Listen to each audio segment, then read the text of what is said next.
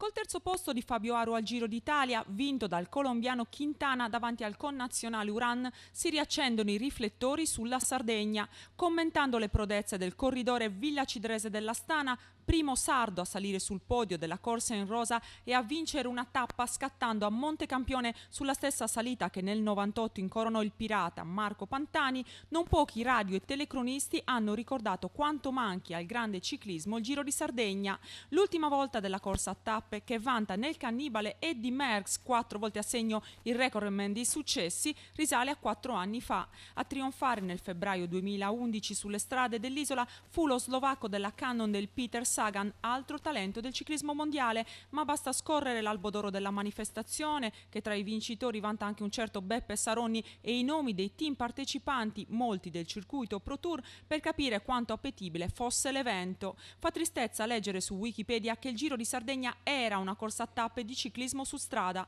Purtroppo il passato è d'obbligo, se il tentativo del 2012, naufragato a 3 settimane dal via a causa della crisi economica, ha fatto presagire un altro lungo buco dopo gli 11 anni di assenza che hanno caratterizzato la corsa tra il 1997 e il 2009. Chiaramente le edizioni 2009, 2010 e 2011 appaiono più un lieto intermezzo che il segno di un ritorno, ma adesso che il quasi 24enne Aru, professionista da poco meno di 2 anni, ha riportato la Sardegna al centro del ciclismo mondiale, chissà che qualcosa non ricominci a muoversi.